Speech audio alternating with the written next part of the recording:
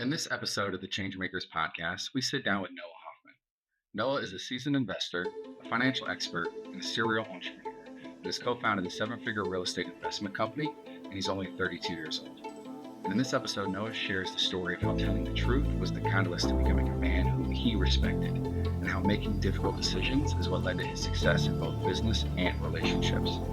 He also shares the biggest financial mistake most people make, and that has nothing to do with money. I hope you get as much out of this conversation with Noah as I did. And if so, please follow and share and leave a review so that more people can learn how to live a more meaningful and authentic life. Enjoy. So, Noah, welcome to the Changemakers podcast. Thank you. This show is on a mission to really inspire those who feel called to do something more with their lives. Understand how to create the lives they want so that they can actually leave the jobs they hate. And as much as this is a conversation about a lot of different topics, the theme of this is really to help inspire those that are, feeling stuck or they're feeling trapped inside of a career or an environment that they just fucking hate, right? And it's my belief that no one should have to work a job they hate just to get by. And that's not saying that you don't ever have to work jobs you hate to get by. But it is certainly my belief that it is not someone's destiny or should be their forever place in life to feel stuck, but rather, identify ways that they can really take responsibility and start creating the life that they ultimately feel called to live. And there is no one better, in my opinion, to talk to about many of the things and the challenges and the necessities and to do that than yourself. So with that being said, sir, Noah, I know you to be a serial entrepreneur. I know you to be an extremely intelligent person that takes a lot of care and concern for making sure that he not only is above board and always above integrity, but does things in a way that he can stand on and believe in. And I also know you to be someone that doesn't mince his words. So if you recognize an opportunity to improve something, you will make sure that the individual, in many cases me, is made aware. And that is quite literally one of the things that I love about you the most, is that you lead with your truth, but, because you care. So with all of that, I know that's kind of a random introduction, but I'd love to toss you the baton and hear a little bit about, for those that don't know who Noah Hoffman is, or, what would give him the authority to speak on some of the topics that we're going to dive into today. I'd love to hear from you. Like, what would you want a complete stranger to know before we launch into the conversation? Yeah, thank you. I mean, first of all, those are really, really kind things. They feel very nice to hear. And yeah, I'm very grateful for your friendship. I've talked about you a number of times I can't count. I've told a number of my friends I can't count how proud I am to be your friend. And to this day, I treasure you deeply. So hearing those things matters a ton. To me, I think what I would want a stranger to know is a little bit about my background logistically, which is I grew up and to this day have never lived anywhere. I'm 32 years old. I've never lived anywhere longer than 4 years. Depending on how you define living somewhere, whether it's a month or 6 months, I've lived anywhere between 12 and 14 cities, places, whatever. I've lived in every time zone in the United States. I've lived in Asia. I've lived in London. I've lived in Spain. I therefore, and I come from a family of people with a broad base of immigrant background and broad acceptance for others. Having moved that many times, I've seen part of the mosaic that is humanity. And I recognize that if you're walking through Washington Square Park in New York, or on Hollywood Boulevard in LA, or in the center of Tokyo, or in the heart of London, you've got all these people, thousands walking by you, and every single one of them has the same or more degree of fear, dreams, problems, concerns, love, and self-loathing sometimes, and self-love as we do. And I've been very privileged to be around so many different types of people from so many different backgrounds. And I think I approach every conversation with somebody with the kindness and the care that I would hope somebody would to me. But I have the perspective that the same lifestyle that I've led probably isn't the lifestyle that the person I'm talking to has led. And so by having that perspective, it allows me to level with people a little bit more easily than others can, where I think people apply their worldview implicitly to their thought process and therefore their communication style, which can block a lot of people out of a lot of conversations. Because I think a lot of people hear others speak to them in a manner that says, I don't really care where you're from. I don't really care what your background is. I don't really care what's going on with you, but here's what I want you to know. And I really avoid that. And I'm very privileged to have moved that many times. My dad worked for Marriott. He started out as a cook, one of the lowest levels in any hotel, and worked his way up to be one of the foremost members of that company, helped build it. And he worked really hard. I didn't see him a whole lot when I was a kid. He was a great dad. I love him. I tell him that. He's one of my best friends today. Truly, I'm so proud of him.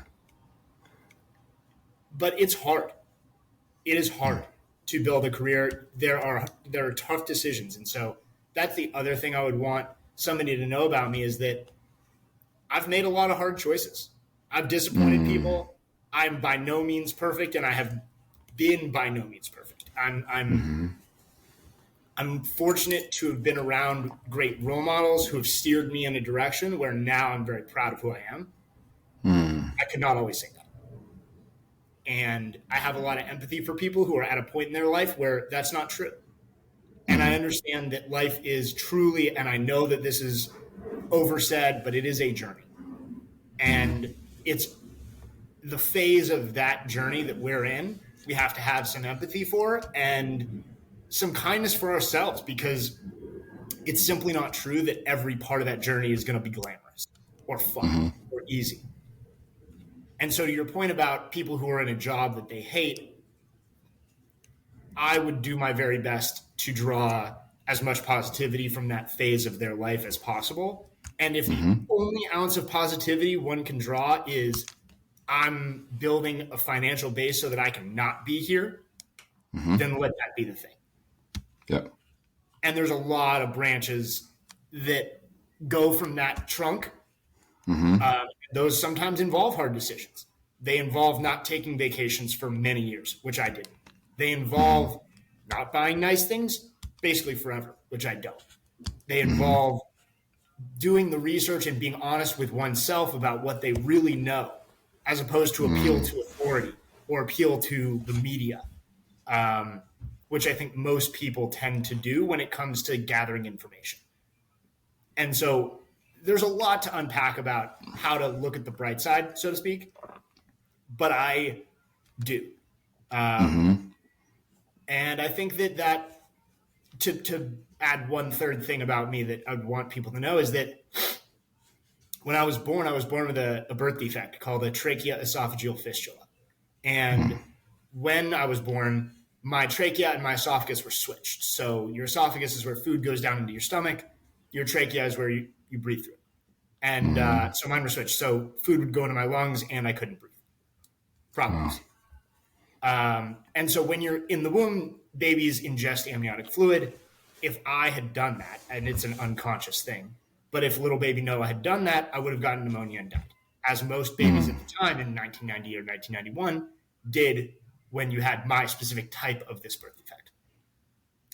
And so throughout my whole life, I've been in the hospital. I have, kind of chronic acid reflux as a result, and I eat really healthy and I cook and I do all these things, but I have been in the hospital in dire straits.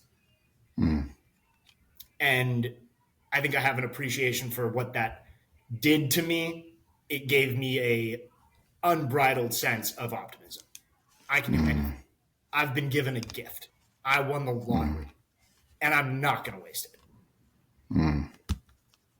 So yeah, I'd say that's probably what I want people to know about me. Yeah, that's absolutely amazing. And you said a few things that really stick out to me, which was you made hard decisions. Mm-hmm. And the other thing that really stuck out was the amount of times that you moved. And what I would love to know just on that point is what is your, so let me say it this way first. So, one of the strongest aversions that human beings have is to change, Mm-hmm. right? It's one of the most difficult things for any human being to consciously do, right? Well, I Because think, you are if I hard. may, I Yeah. think that people have a strong aversion to the unknown, Mm-hmm. and that's what change represents. Right. But go Yeah. on. No, you're absolutely right. Because I'm going to say, like, what it is leaving what is most familiar for what is, essentially Yeah. uncertain. Yeah. And, that seems to be something that you have been able to, I wouldn't just say navigate well, but it almost seems like change and uncertainty has kind of been your familiar. Yeah, I Right. think that So, that in large part stems from having moved around so much. When I was a mm-hmm. kid, my parents would say, "Okay, we're moving." Like, you have no choice in the matter. It's not like we're like, "Hey, Noah, Jared, like, are you okay if we move?" Like, Dad got a new job, but you don't have to come. Yeah. Like, no, Yeah. it was like we're moving here, and Yeah. it allowed. I mean, it encouraged two things. One, it allowed me to be introspective because when I moved to a different place, particularly in middle school and high school, Mm-hmm. I would recognize parts of myself, how I was viewed, decisions I Mm-hmm. had made, behavior I had adopted in the former place, and said, I really don't like how that was received. And I don't like how I felt about myself. I think I have an opportunity to change that. And so Mm-hmm. the change part of it, the like, oh my God, what's going to happen if I act a different way or behave this way or say this thing? I got a chance to test that. And that Mm-hmm. was that was a great gift that I was given. I Yeah. also I was also forced to make new friends and to be in the unknown. I traveled to after I lived in New York, and after living in New York for 2 years, I decided I was going to have a massive change of scenery, and I moved to Kuala Lumpur in Malaysia, and I studied to teach yoga, Mm-hmm. and knew no one. I found out later when I got there that it was a Muslim country, which was not the smartest idea on my part, but I lived. The And the not the smartest idea why. oh, because I'm Jewish. Okay. But and because I was an idiot, I would like take my shirt off and go running. I would like run shirtless through Kuala Lumpur, through like areas that you should not go in any condition, much less Right. an American Jewish-looking guy with his shirt off. Like, this is just not smart. Right. So I'm probably a little bit too comfortable with the unknown, to be honest. It's led me to here, so I'm alive. But Right. the real opportunity in that example was dive into a really uncomfortable, really unknowable environment. And those types of experiences consistently have risen my comfort with the unknown and with discomfort. Mm-hmm. There's a Japanese tradition, which I might be butchering the way this is pronounced, and I might be butchering the story behind it. So apologies to anybody who knows this better. But there's a tradition called the misogi. And the misogi is how the samurai would train. It was part of their last kind of like quasi hell week of becoming a samurai. And what they would do, my understanding is they would be forced to stand underneath a waterfall for 24 hours. And it was excruciating. And the mentality behind it, the theory was, as a samurai, this would put you in such a state of mind that you survive this, you can survive anything. It raised your bar for pain and for perseverance so high that you could make it through anything. And that metaphor has been, echoed by the Navy SEALs, by every major kind of military organization, and it's also been adopted by lots of fitness people and self-help people all kinds of like, things like that. Yeah. And I adopted that mentality in New York. I climbed a mountain with a friend of mine who actually would end up going into the SEALs. I went to Malaysia. I did investment banking. I worked in investment banking for 2 years. That was a misogi. I That literally was a wanted waterfall for 24 hours. yeah. I was like, I was in Or for college. 24 months, technically. Yeah. And I was like, what's the hardest thing I can do coming out of Yeah. school? What's the most miserable, difficult, but probably educational experience I can have? And I was interested in public policy and finance at the time. So that's what seemed to me to be kind of the hardest thing. And then I did it. And then, you've done that for 2 years. And first of all, you have this immediate relationship with anybody else who's done it because it's miserable. And it taught me the level of, or the degree of which, or the degree of work I could go to. I could work till midnight.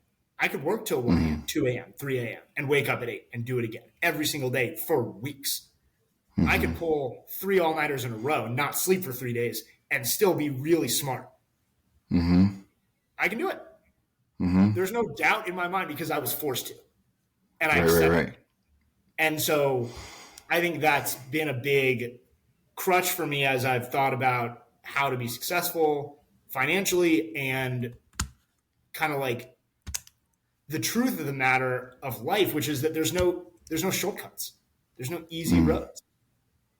And all that matters is kind of like knowing what you're capable of, which is a hell of a lot. Right. Yeah, this is really interesting. And we'll get to the finance piece in a minute because that's something I definitely want to lean into. But, I've done a few of these interviews now and spoken to people at, various levels of success as far as like, the public appearances. And it's very interesting how each person that I've spoken to has the same, they have the same through line to their story. And that is, it comes down to their relationship to discomfort, right? And as you're describing this, from literally birth, right? You were born into challenge, right? And quite frankly, born into the impossible, right? And some doctors say, but yeah, right. But still, you're born into something where the odds were stacked against you, right? Now, doctor saved you. Well, I find that that's true in life in general, right? Life is a team sport, right? And but the notion that you lean into discomfort, and you said another word that I thought was extremely powerful that you may not even have recognized, which is you said the word accept. I accepted the challenge, right? Versus try to avoid it, or work around it or outsmart it or any of these kind of things that the majority of us typically do. And I say majority because I definitely was one of them.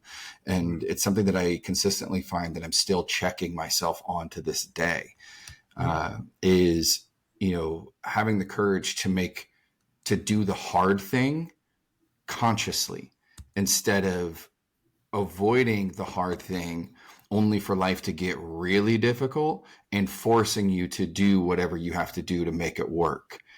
And, that's what if there was anything I would want someone to take out of this conversation and this podcast in general is, to be able to identify how to do the hard thing before you're forced to, or worse, do the hard thing so that you don't regret never doing the real things that you wanted.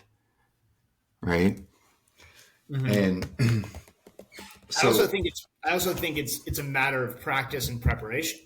Doing the hard thing, even if it's a small thing, even if it's repeatedly making your bed every day, even if it's getting out and doing a 15-minute workout, even if it's deciding that once a week you're going to eat vegan that day, whatever it is, or vegetarian. You like cheese because I love cheese.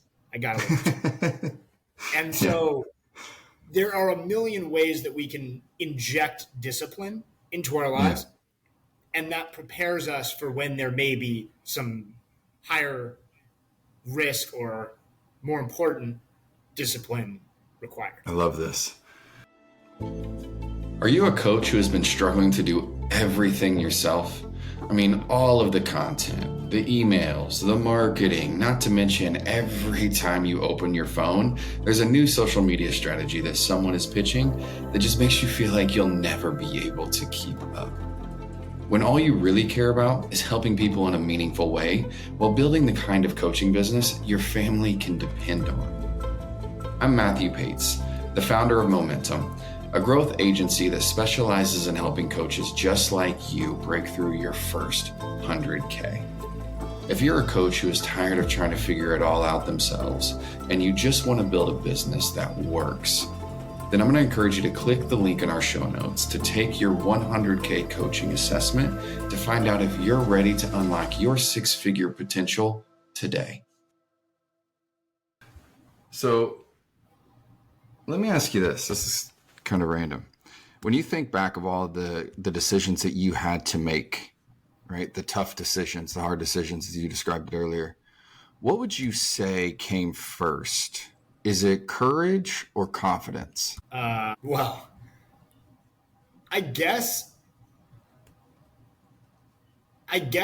probably confidence, but I don't personally know the dictionary definition difference between the two. Mm-hmm. They're very similar, but I think that difficult decisions, like life decisions, like to leave a company or to leave a business partner or to leave a relationship or to give up a ton of money, those are the hard decisions I'm talking about. They start small.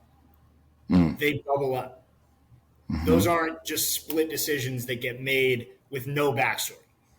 They evolve, and there's a process of coming to terms with the truth of the universe that decision needs to be made in order for me to be happy. And so, yeah, I guess it's probably a combination of courage and confidence, but I think that the most important thing is that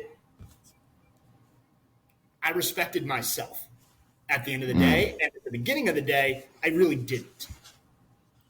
I didn't respect myself because if I had, then when those underlying issues where I accepted treatment of myself by others in a way that ultimately was totally unfair, gaslighty, abusive, I wouldn't have let that happen. But because I didn't respect myself to the degree that I now do, or to the degree that I did when I ended up, changing those relationships, that was a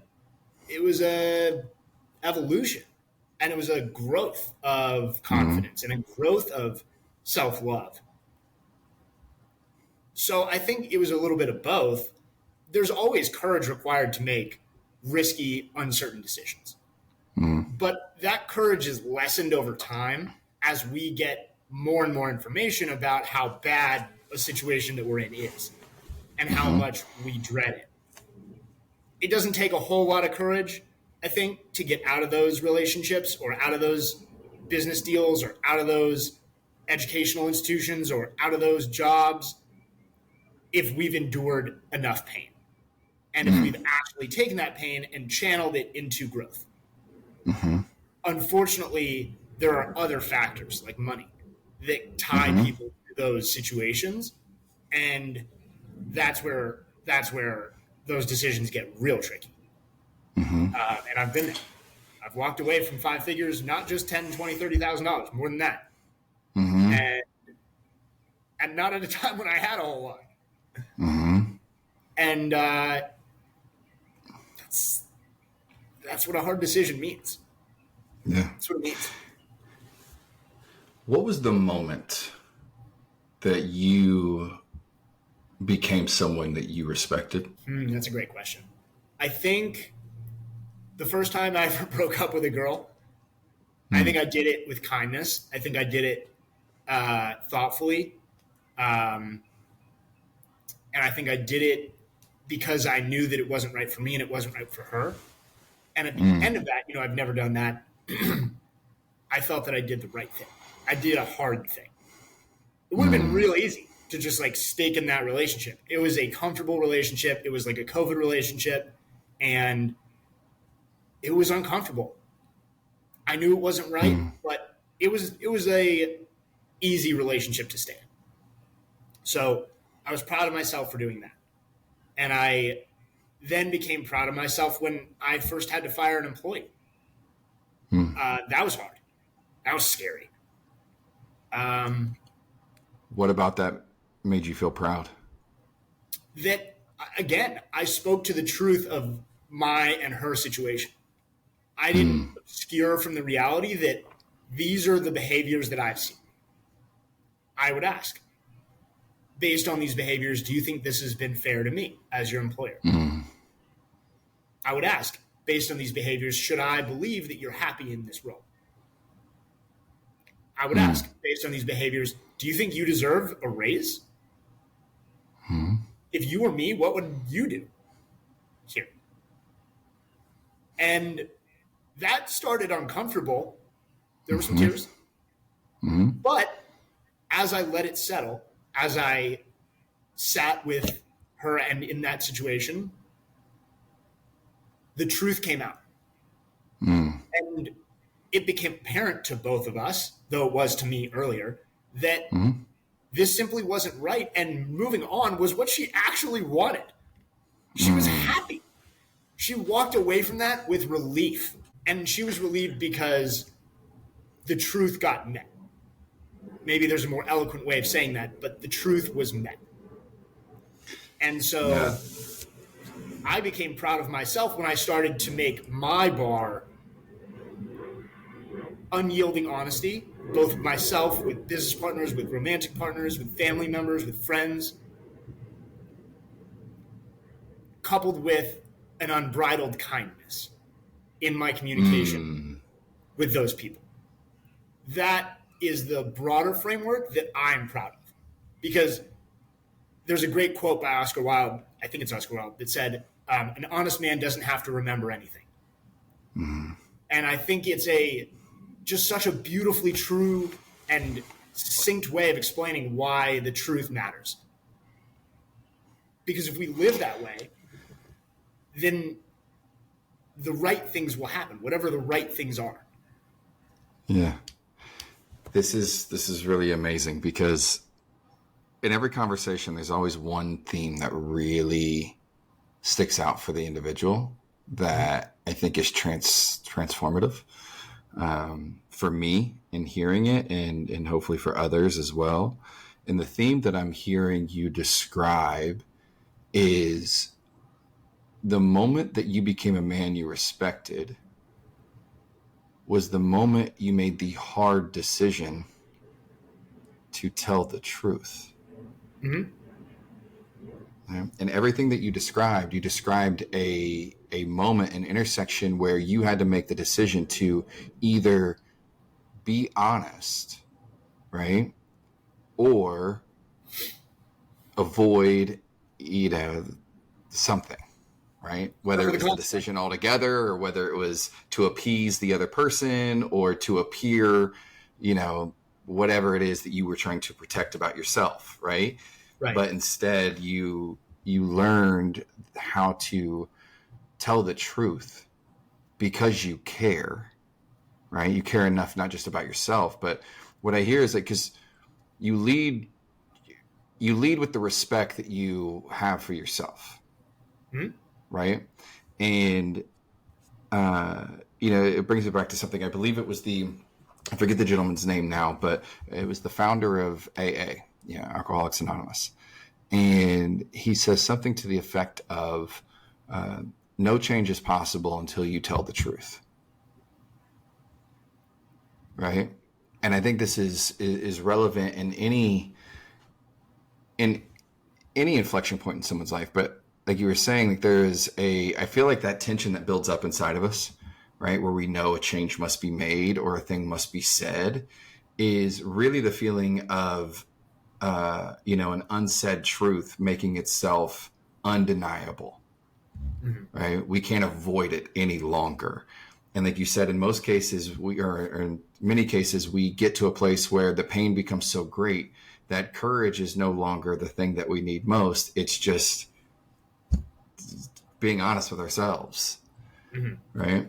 But something else that you said that I think is really important was you learned, my guess is through trial and error, but you learned how to tell the truth and be kind at the same time.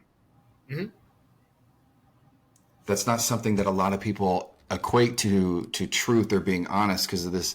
You know, you hear the phrase all the time, brutal honesty. Mm-hmm. And then I heard someone else say it differently. They're like, brutal honesty is still brutal. And, you know, when you're working with people, especially around things as sensitive as intimacy. And by the way, intimacy is, you know, physical relationships, right? Intimate relationships, as well as financial relationships, right? They're both very intimate relationships. So whether you're breaking up with a partner or you're parting ways with an employee or a business partner, it's a very intimate relationship. And to be able to speak your truth while holding space for theirs, mm-hmm. right, is a skill that I don't know that many have. We'll just leave it at that many have. And because of that, not many of us have an example of what that even looks like.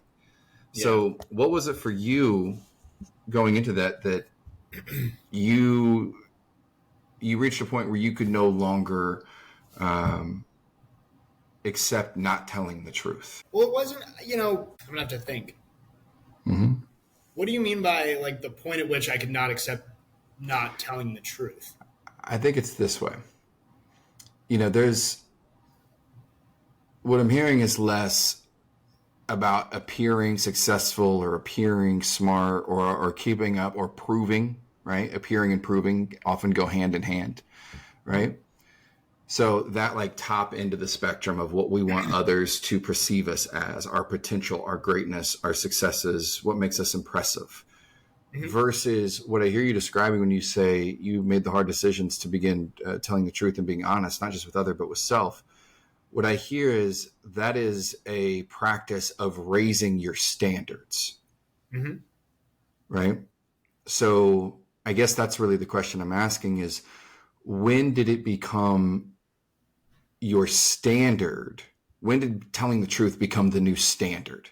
When was that more important than the appearance of whatever it was that you wanted people to perceive you as? Yeah, it's a great question because I think it matters for way more people than you might think. Mm. I think, unfortunately, social media is a cancer to our society. I haven't heard much about it. Yeah, tell me more. It's just TikTok. Yeah, what's this thing? Not really sure. Yeah. So I lived in LA. That was where we met. And, mm-hmm. you know, I worked in a fancy finance job, had a big salary, started a clothing company, mm-hmm. rubbed shoulders with celebrities. And that was born, that decision to start a clothing company and be in the limelight and try out that sphere came mm-hmm. from a sense of insecurity and a itch to know, are those people who we see on TV or on social media with a ton of followers, are they really that special? Are they really that amazing? Do they know all these things that no one else knows? Mm-hmm. And long story short, no, they don't. They're really good at a couple things. They're extraordinary at one or two things. And that's amazing. That's wonderful. They're, you know, if there's the bell curve of humanity, they're far on one end of it for one or two reasons. But the decision to be around those people and to value being seen, that came from a sense of insecurity. That came from where, when I was a kid, I didn't feel seen. And recognizing that took years of therapy. Now, along that path, I suffered greatly because I let people treat me in a way that was inhumane, that was despicable, that was brutal. And I shouldn't have done that. It was unkind to myself.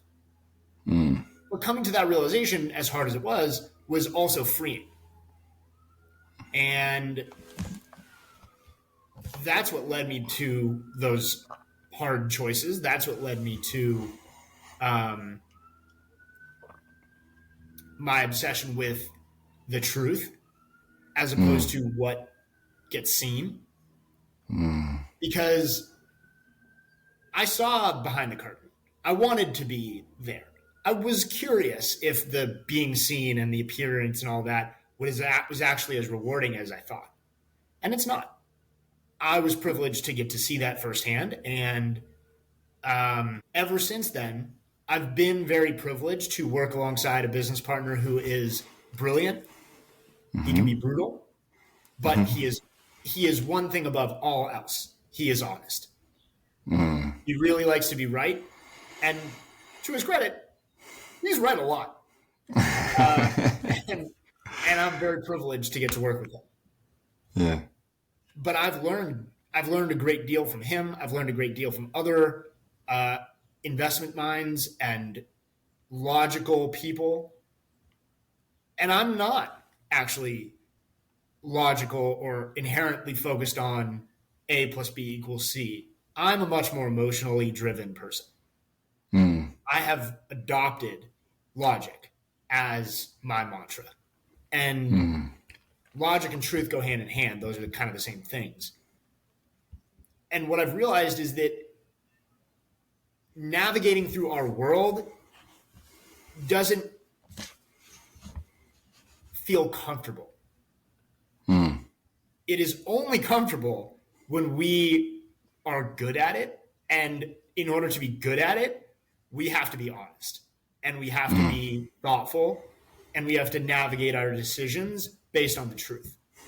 And there's no way to do it successfully aside from that. And yeah, that's why I choose to do it. Yeah, I love this. Right? It's like the one thing we're good at isn't life, but is being honest. And if we could be honest, if we can get good at being honest, then our lives tend to get better.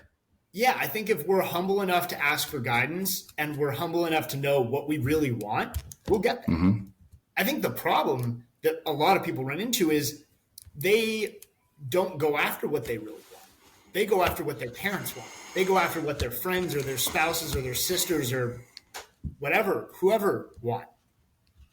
And then that leads them to a position where they're like, damn, I'm doing all this stuff and I'm not happy because it's not what I really want. And in order for me to extricate myself from that situation, there are all these people who I'm now going to disappoint. Right. And that brings up change, that brings up anxiety, that brings up fear, and decisions made out of anxiety and fear generally don't get made, or if they do, they don't get made well, unless people are really honest with themselves. Yep.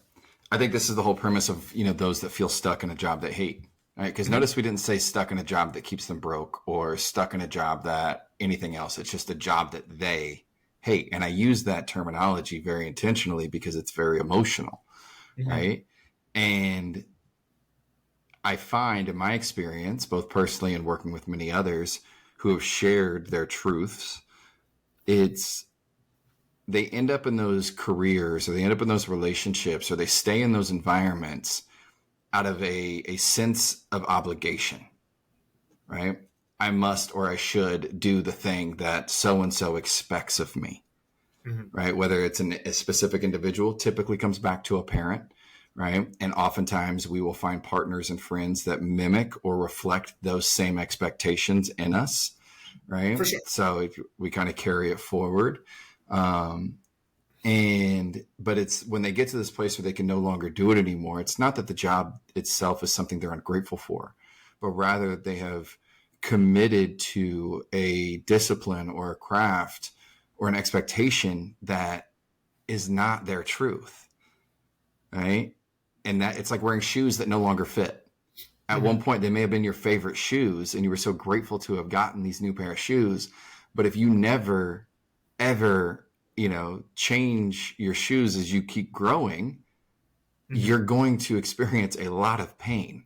And eventually what used to be something that was so great and so valuable becomes the thing that's causing all of or most of the problems, right? Mhm. If you're unwilling to tell the truth and accept that, hey, what matters more is the fit, not the style. Yeah, and as a matter of syntax, I would probably say the most important truth to be focused on is our self truth, self honesty, Mm-hmm. humility, and figuring out what we really want. What do we Mm. really want? Like stick someone in a room, like a blank room, and say, you have the chance to live a life that fulfills you. What do you really want? Mm. So then take that metaphor and think about it, or not metaphor, but like example. Yeah. And Yeah. then now do that same thing, except visualize your life as it is, understanding the parameters, restrictions, responsibilities that we may have. I think that it's not so much like telling the truth as it is being honest with ourselves. Like when I lay my head down at night, it's just me. There's no one Mm-hmm. else. There's no Mm-hmm. camera. There's no billboard. There's no TV. It's just me. And am Mm-hmm. I happy about who I am and the choices that I made and the behavior that I exhibited that day or not? Mm-hmm. And that's the end of the story. If you can Mm-hmm. be if you are acting every day in service of what makes you lay down at night feel good, great things will happen. If you don't, they probably won't. It's difficult. So that brings me to this, because I'm gonna lean into the finances piece, right? I know this is something that you are very passionate about, Mm-hmm. and you spend a lot of your time studying. Mm-hmm. And it also is very interesting to me that our financial lives are maybe the most, I guess, obvious place, or most common, maybe is a better way to say this, place where people put appearance over truth, For sure. right? And this being your theme in your life, where for so long you were, out of insecurity, right? It's always out of insecurity. You lived with this, I need to appear as if, I need to prove this, or as if something, right? Mm-hmm.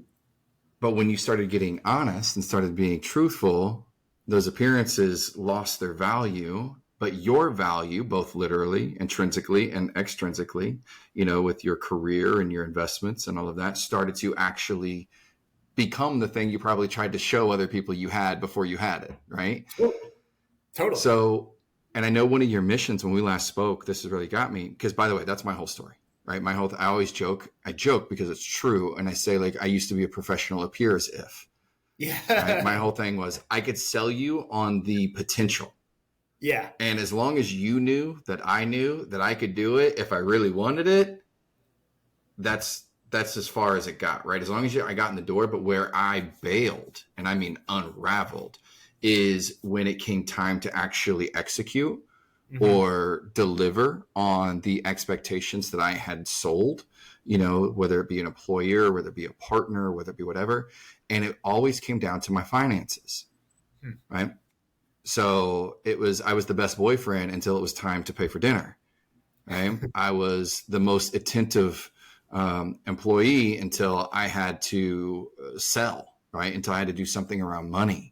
Like there was this huge block. And when we last spoke, you were talking about your mission to, really help people understand the truth, right? Around finances, not just their own, but how finances, money actually works. Mm-hmm. And so that they can start, doing the hard thing, which is being honest with themselves about their own, in hopes that they align, Mm-hmm. right? When you understand what finances really are about and you understand what yours really are, I now am learning that tends to be the most solid foundation you can start building anything on top of. Mm-hmm. That's right. Right.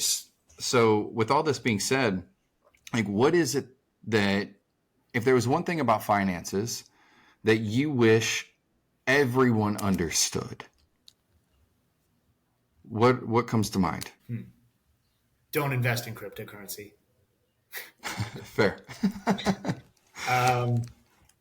I would say, that's a good question. I think that cash is king. It's a statement that's been made a million times over. Hey, I have the same mug. That's funny. I think that I would say that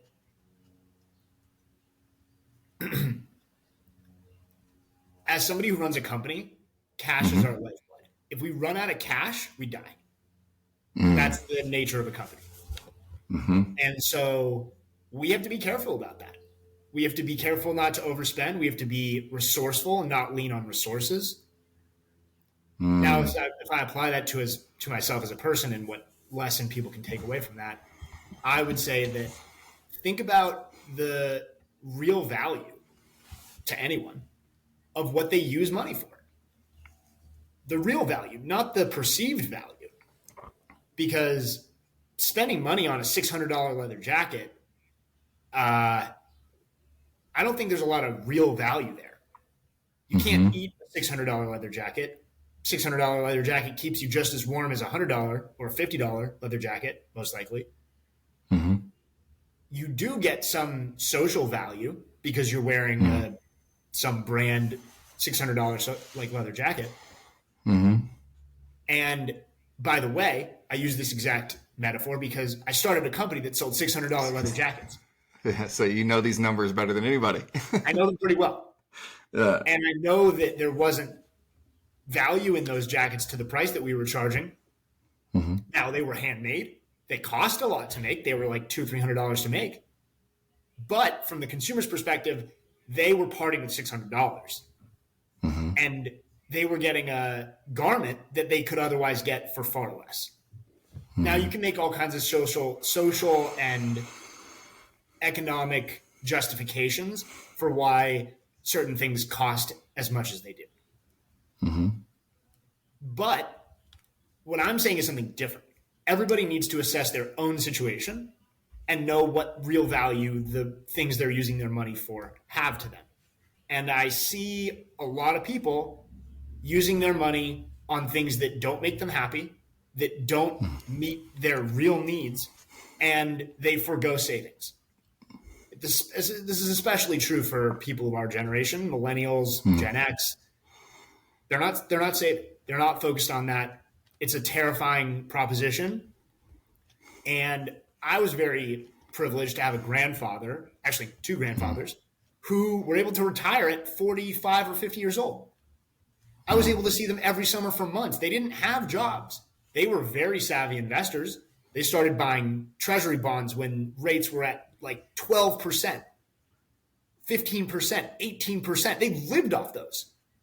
I mean, those were brilliant choices. And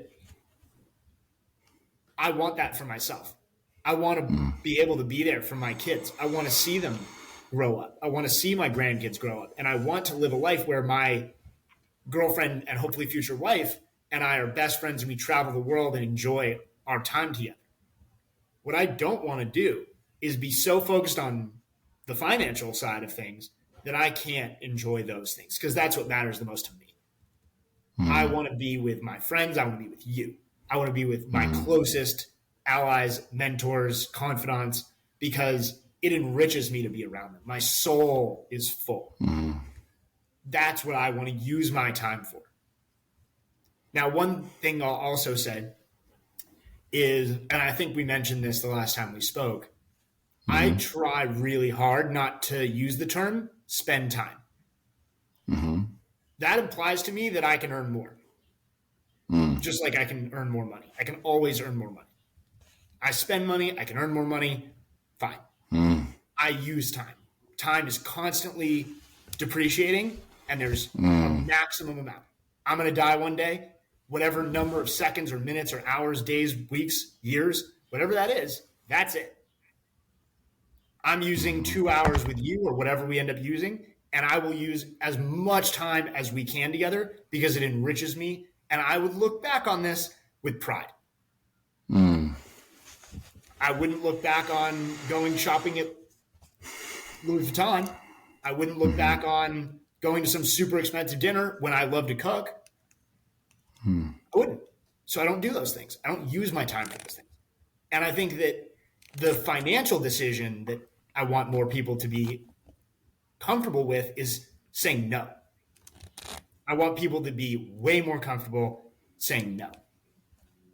And then I want them to be comfortable saying, I don't really believe you if somebody tells them, hey, you should do this thing. Because appeal to authority is one of those biases that is it's so dangerous. Somebody can say something with confidence and they may not know what they're talking about. And so navigating from what are called first principles, this is something my business partner harps on all the time. And I could not be more thankful that he drives this home in every decision framework that we make, which is if we don't understand, let's say like the law, if we don't understand how case precedent, if we don't understand how the law was written, then I'm not going to rely on a lawyer to tell me what to do. I'm going to say to the lawyer, great, you know the part of the law that applies to what we're talking about, show me it. You know the case law that applies to what we're doing, show me it. I'm a pretty quick reader. I'll understand it. I'll write up questions. I'll ask those questions. And until I understand what really is going on with this court case or this law, I'm not doing whatever you tell me to do until I understand what's true. And that can be applied to a lot of financial decisions as well. Investment related decisions, spending decisions, saving decisions, all that kind of stuff. There's too much, it's too complex of a mosaic to go into without much more time. But I think that recognizing that time is constantly depreciating and that we use it, we don't spend it. Being able to say no and being able to parse through all the lies, all the trickery, and pierce the opacity of the financial industry. I think that would be what I want for people more than anything. I love it. And what would you say to someone who, genuinely doesn't understand the complexities of finance, right? So in terms of like needing to understand before you make a decision, what about those that, to deeply understand investments, money, savings, all that kind of goes into whatever their financial circumstance might be? Like, what is one to do if they genuinely don't understand those things? Accept that. Start with accepting that. There's nothing wrong with it. I have friends who are famous actors. I have friends who are NFL players. I have friends who are singers. They don't understand it. Whoever you think is like the impressive person that you want to be like, they probably don't understand facets of finance. Even finance people don't understand facets of finance. There's nothing to be ashamed of. I think that's the most important thing to start. And then from there, if you are struggling with a decision, I could imagine a world where you have a lot of questions. And I think that it might be helpful to write those questions down and literally look at the words of those questions and make sure that somebody understands what every single one of those words means. Like, take the example of, should I buy a house? Or should I rent an apartment? Which is a decision that tons of people make. My business partner and I were talking about this last night.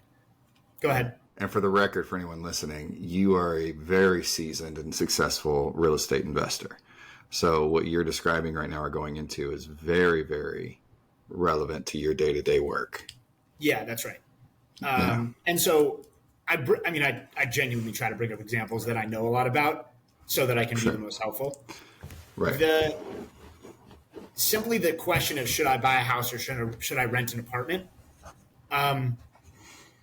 That leads to a bunch of other questions. Should I get a mortgage? And then that can lead to, okay, what is a house, financially speaking? I know what a house is physically. I know what it is emotionally to me. But what is it financially? On paper?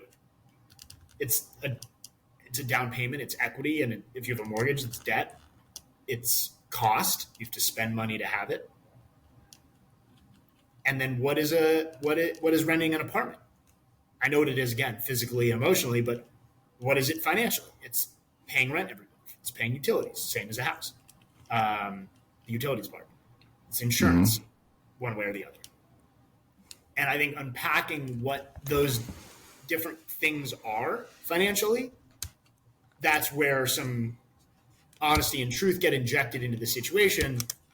And then I think that whoever's struggling with that choice, there's a lot of great resources out there to learn about those things, starting with simply Google. And go down that Wikipedia, Google rabbit hole. Keep writing down words that you encounter as you go on this search. And I would try my best to understand deeply what each of those mean.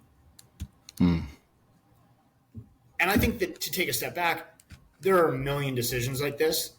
Should I open a credit card? Should I use a debit card? Should I accept a payday loan? Should I take this job or that job? Or should I take this flight or that flight? Whatever it is. And knowing how to value those decisions comes from knowing what those decisions actually involve. Yeah. And as we get more comfortable with this investigative mentality, especially as it relates to finance, the world, since it kind of opens up. We can interpret the world through the lens of what's actually happening behind the scenes. That's what finance is. Mostly it's behind the scenes, right? We all see the Oscars, but we don't see what anybody's getting paid to be there. Yeah, people get paid. We don't see what the people who are holding the booms and the people who are working the curtain and all that, what are they getting paid? What are the TV networks getting paid by the advertisers?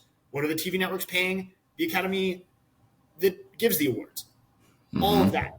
And if it ever stopped making sense, unfortunately for all you actors, it wouldn't happen. I hate to clue you. It wouldn't happen. Yeah.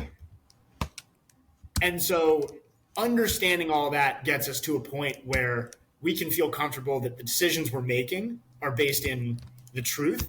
And then one of two things is going to happen. Either our expectations are going to get met or they're not. And either way, we will be in a position to make continued good decisions, good being defined as thoughtful, based in the truth, and likely to have our expectations met decisions, where at the end of the day, we go to bed at night and we are proud of ourselves, we feel good, and that begets clear-eyed thought, that begets intelligence, that begets creativity, and that's how people build their lives. The opposite of all that is being shackled. That's being constricted. It's not being able to be creative. And the lack of confidence, because we don't have those things available to us, those traits, that kills everything. And so the path to whether it's financial freedom or a new job, it starts with writing these questions down, reading each word and making sure we actually understand them. And if we don't, being comfortable enough with ourselves to go look it up and not be afraid to do that for lack of, the appearance of knowing everything. Yeah. There's again, the theme here that I keep hearing is the relationship to discomfort, accepting, right? Accepting what you do not know or what is. And to be able to accept something, we must first tell the truth. Like, it's that honesty. And yeah, it's such a powerful thing. And I'd love to revisit, I'd love to do another episode where we go deeper into the finance piece, because naturally I have a lot of questions around this. My relationship to finances, that's, it's been ignorant, right? I viewed finances as the root of all evil, and, making money made you a bad person, and, don't dare look as if you have it better than someone else. Like all these kind of, stories that and narratives that I bought into and adopted, from a very early age. My response to finances, and I know a lot of people have the same story, but it's funny because you typically have one of two ways you respond to that. Either A, because all you saw was financial struggle and challenge and all the things, you decide, fuck that, I'm going to make sure that finances are never a problem in my life. And you triple down on earning and making and understanding and leveraging and all those things. Or you're someone like me who had those experiences, and instead of saying like, fuck that, I'm going to see to it that never happens, my response was, well, fuck that, I'm just going to ignore it. I'm just going to avoid that because it was such a problem for everyone that I ever saw, that why would I ever want to engage in something that causes so much pain? Yeah. Only to, encounter a lot of pain and unnecessary suffering at the hands of my ignorance, and the choice to avoid the hard conversations and allow someone to be, to challenge me to be more honest with where I am and where I was. And, that is, at 40 years old now, a huge conversation that I'm coming into. So it's definitely something that I want to lean into with a lot more intention, perhaps in another conversation, because you're someone that I've always, and I'll say this forever, it's not just your expertise in the logistics of it, but it's also your standard of truth that you're unwilling to deviate from in these conversations. Like, we've had conversations where I've had to pause you and like, I need a beat because you're challenging me on things that I'm deeply insecure about and I'm getting defensive. Right. Yeah. And when that happens, it's like, oh, it's because we're actually talking about the thing that needs to be addressed. Yeah. Right? It's not the big, bad, mean Noah that won't let it go. No, he knows what he's talking about. He's asking the questions that need to be asked. Mm-hmm. And, that's something that I've started to seek out versus avoid. And, it's something that I think it's one of the biggest issues that I seek most commonly in people is just that they never had someone who understood, or maybe deeper, they never had someone that was committed to just being as honest and, required honesty in return. Mm-hmm. So, the bigger issue that I'm hearing here when it comes to like understanding how to manage finances and understanding what career, is appropriate for you, whatever that means or looks like for somebody. And by the way, that changes. I don't think there's, I think that's something that can evolve. It's a living, breathing thing.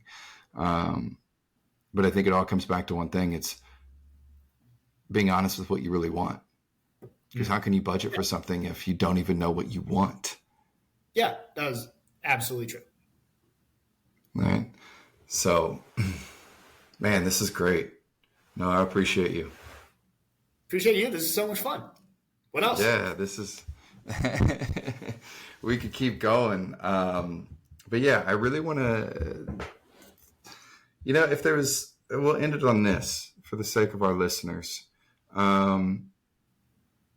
What has been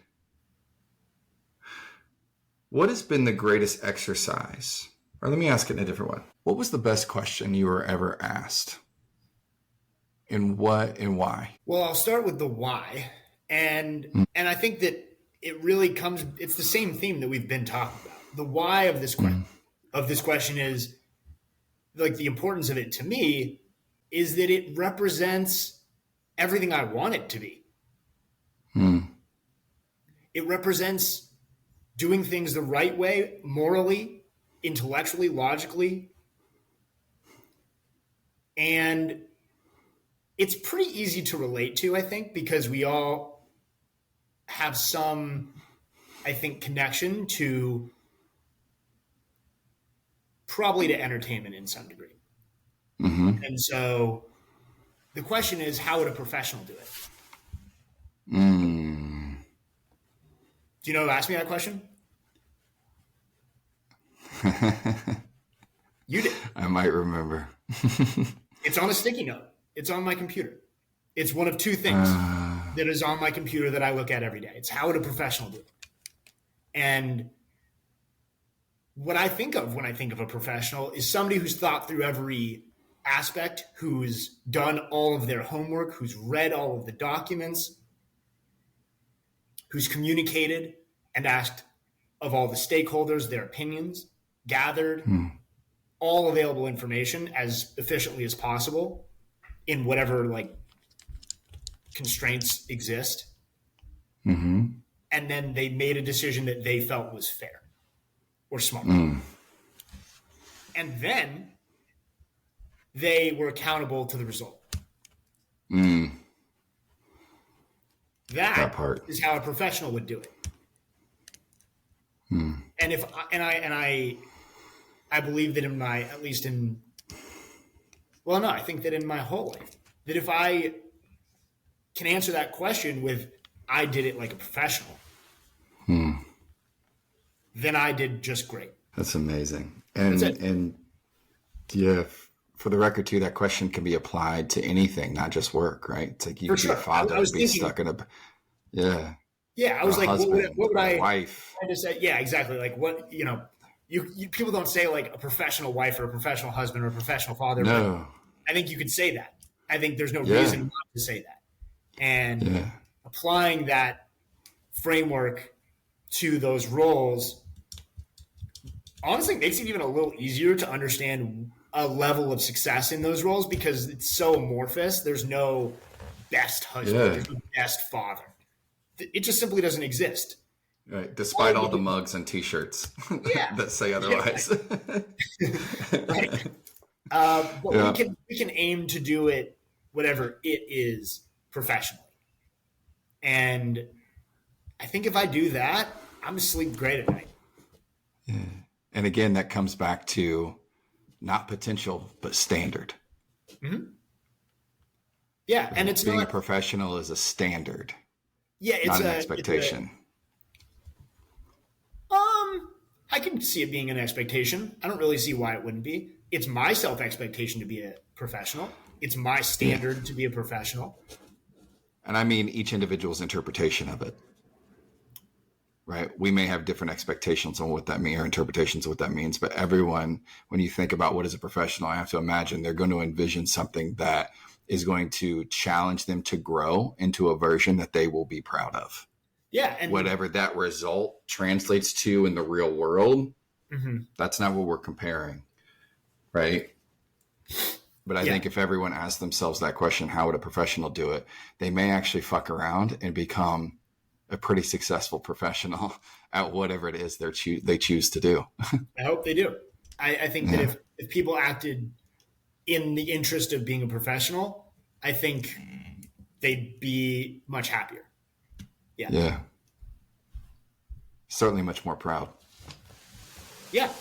I think all of those good things come from constantly asking ourselves that question. Well, Noah, thank you for that. Thank you for sharing all that you have, and thank you for future wisdom. The vulnerability to come here. Yeah, this one really, really, really impacted me. I'm going to go, I go on my runs in the evening, and I'm about to do one now, and it's my time of reflection. And, the thing that I'm really going to sit with is that being honest and the clarity that comes with the courage to be honest, right? About what you want, about where you are, about what you don't know, right? All of these things. Great exercises. Those are great exercises. Yeah. They're just wonderful. So they're not thank easy. You for this. They're hard, but they're great. Well, that brings us back to the top of the conversation. You said it yourself. If there's one thing that you did, the thing that you did to become a man you respected was you did the hard thing. Absolutely. So absolutely. Well, brother, thank you very much. Thank you. Yeah, I'm excited and grateful. So until next time. Sounds good, dude. Talk to you soon. Cheers.